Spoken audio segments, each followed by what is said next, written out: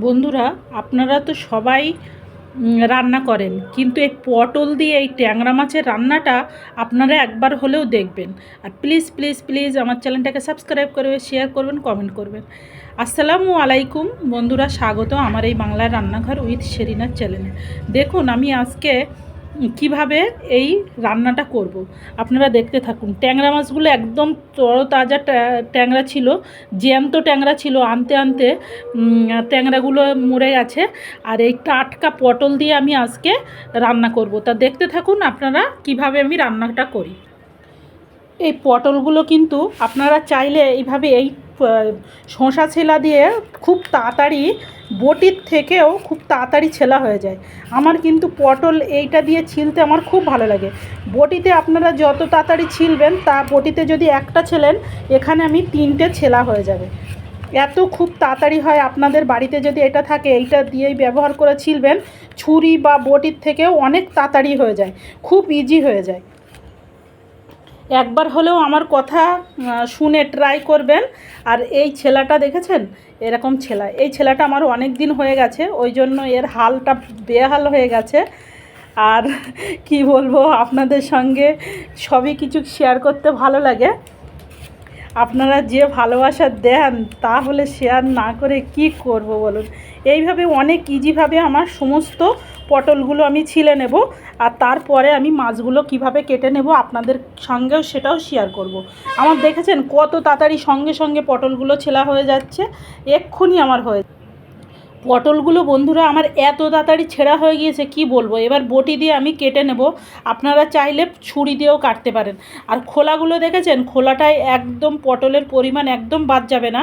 এই দেখেছেন একদম পরিষ্কারভাবে, আর একই রকমভাবে খোলাগুলো বেশ মানে থেকে ছাড়িয়ে যাবে, পটল থেকে ছাড়িয়ে যাবে। আপনারা এইভাবে চাইলে ছিলতে পারেন। মাছগুলো কিভাবে কুটে নেব আপনাদের সঙ্গে শেয়ার। আমাদের গ্রামের দিকে মাছ কিন্তু চুলোয় যে ছাই, সেই ছাই দিয়ে রান্না করে। কিন্তু আমার বাড়িতে তো ছাই নেই, পাশের চার দোকান থেকে আমি ছাইটা চেয়ে নিয়ে আসি। এই অল্প পরিমাণে আমি একটু ছাই নেব, হাতে ছাই দিয়ে লাগিয়ে নিয়ে এই মাছটা নিলাম, হাতে একটু ছাই লাগিয়ে নিলাম 2 হাতে, আর মাছটা নিলাম। এই মাছের যে নাল ভাবটা, ওটা আর আমার সমস্যা হবে না। এইভাবে মাছের এই দাঁড়ের কাঁটাটা ফেলে দিতে হবে। ফেলে দেওয়ার পরে এই সুরগুলো, এই যে এগুলো আছে, এইগুলো কেটে, লেজাটা কেটে এই মাছটা কোটার কোনো ঝামেলাই নেই। আর এই যে মাথার যে সুরগুলো, এই সুরগুলোও ফেলে দিতে হবে। আর এই যে দুটো কাঁটা আছে, এই কাঁটাটা এরকম হাত দিয়ে এইভাবে, এইভাবে যদি আপনারা এরকম করে ছাড়িয়ে নেন, নিয়ে একটু বটির সাহায্যে এই কাঁটাটা আমি ফেলে দিলাম। এই যে ফেলে দিলাম, ফেলে দিয়ে এই যে নাড়িটা আছে, এই নাড়িটা এরকম করে ছাড়িয়ে ফেলে দিতে হবে। তাহলে দেখেন কত সহজে আমার মাছটা কুটা হয়ে গেছে। আর একটা আপনাদের সঙ্গে শেয়ার করছি। এই যে আমি একটু ছাই লাগিয়ে নিলাম, এই যে ডাঁড়ার যে কাঁটাটা, এই কাঁটাটা আমি সবার প্রথমে ফেলে দিয়ে নেব। এই যে ফেলে দিলাম ডাঁড়ার কাঁটাটা। আর এই যে সুর আছে, এই সুরগুলোও ছাড়িয়ে নিতে হবে, এই যে সুরগুলো ছাড়িয়ে নিতে হবে। আর তারপরে এই পাখনাগুলো, এই যে পাখনাগুলো আছে, এই পাখনাটা আমি কেটে নেব। কেটে নেবার পরে আবার আমি এইটা এরকম হাতের সাহায্যে এই মুখটা এরকম করে, সহজে, খুব সহজে ট্যাংরা মাছটা কোটা হয়ে যায়। এই মাথার কাঁটাটা আমি কেটে ফেলে দিলাম, দিয়ে এই নাড়ি ভুড়িটা বার করে নিলে এই দেখেন কত সুন্দরভাবে একদম আমার ট্যাংরা মাছ কোটা হয়ে গেল। একদম সঙ্গে সঙ্গে আমার কোটা রেডি হয়ে যাবে, দেখতে থাকুন আপনারা। মাছটা আমার কিন্তু সবগুলো কোটা হয়ে গেছে। এবার আমি ভালো মতন মাছটা দেখুন আমি কত পরিষ্কার করে ধুয়ে নিয়েছি। আর এই মাছটায় একদম পুরো গা পরিষ্কার হয়ে গেছে আপনার। এই মাছটাকে আমি এবারে নুন হলুদ মাখিয়ে নেব। এই লবণ হলুদ দিয়ে আমি ভালো মতন মাখিয়ে নিতে হবে। আমার ভালো করে মাখানো হয়ে গেছে মাছটা খুব সুন্দর করে। এবারে আমি পরিমাণ মতন তেল দিয়ে মাছটা ভাজবো। আমার তেলটা ভালো রকম গরম হয়ে গেছে। এবার আমি মাছটা ভাজার জন্য এমনভাবে দিতে হবে যাতে মাছটা তেল না ছিটকায়, হাত না পুড়ে যায়। আপনারা চাইলে নূতন যারা রান্নিরা আছেন, মানে খুন্তিতে এইভাবে মাছটা খুন্তির উপরে এইভাবে দিয়ে এবারে এই মাছটা এইভাবে ছেড়ে দিতে পারেন, তাহলে আর হাতে ছিটকানোর ভয় নেই। কিন্তু আমরা রান্নি হয়ে গেছি, তো আমরা মোস্তান হয়ে গেছি, ওই জন্য এইভাবে আমরা রান্না করতে পারি, অসুবিধে নেই। মাছটা আমার ভালো রকম ভাজা হয়ে গেছে। এবার আমি মাছটায় এক পিঠ উল্টে দেব। দেখেন কত সুন্দর ভাজা হয়েছে। আলাদা কড়া না ব্যবহার করার জন্য এই কড়াইতে তেল দিয়ে অনেক সময় একটু তেলটা গরম করে নিলে দেখবেন মাছটা ভালো রকম উঠে যাবে। আর যদি হালকা করে গরম করে তাহলে মাছটা ভালো উঠবে না। মাছটা আমার হয়ে গেছে, মাছটা আমি তুলে নিচ্ছি। আর এই যে অবশিষ্ট তেলটা আছে এটাই আমি তরকারি রান্না করার জন্য, আমি ফোড়নের জন্য একটু জিরে দেব অল্প করে। তারপর আমার ঝাল পেঁয়াজ কাটা ছিল। আমরা একটু ঝাল বেশি পছন্দ করি, কিন্তু এই ঝালটায় অতটা ঝাল নেই। আমি খুব অল্প পরিমাণ আদা রসুন জিরে বাটা আর একটু রসুন থেতো করা দিয়ে দিয়েছি। আমি এবারে পটল কিন্তু আমি এইভাবে সরু সরু করে পাতলা পাতলা করে কেটে নিয়েছি।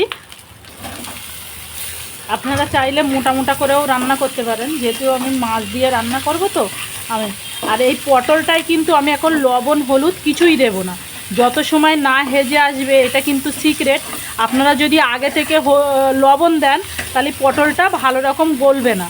এটা কিন্তু আমি অনেক দিন রান্না করে করে অভিজ্ঞতা, কারো শেখাচ্ছি না। এটা আপনারা একবার হলেও, যারা নূতন রান্নি তারা একবারও দেখবেন যে এইভাবে রান্না করে আমার কথাটা শুনে।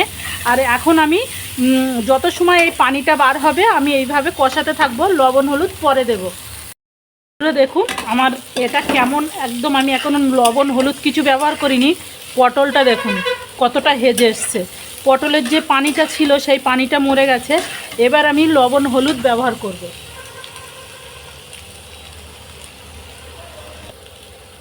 এই দেখেন পরিমাণ মতন সব দিয়েছি।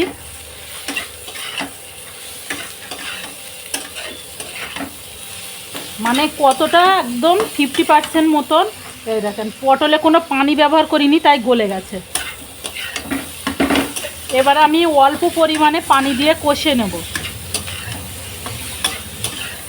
অল্প পরিমাণে পানি দিয়ে কষিয়ে নেব। আর কষানো এই পানিটা মরা পর্যন্ত আমি অপেক্ষা করব, তারে আমার পুরো পটলটা গলে যাবে।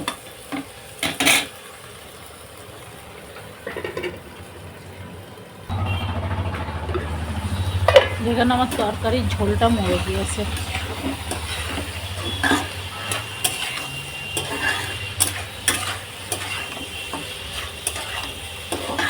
একদম পুরো গলে গিয়েছে। এবার আমি ঝোল দেবো।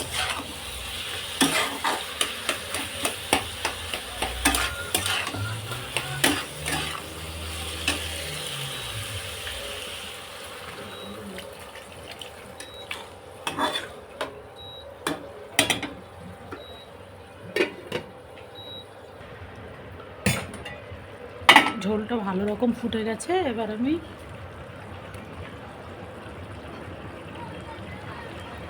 মাছটা দিয়ে দেব।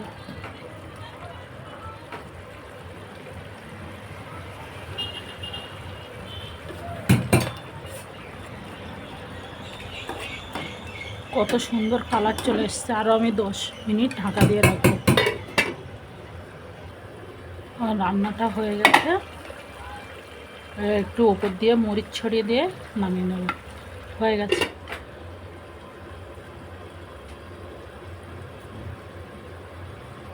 আল্লাহ হাফেজ।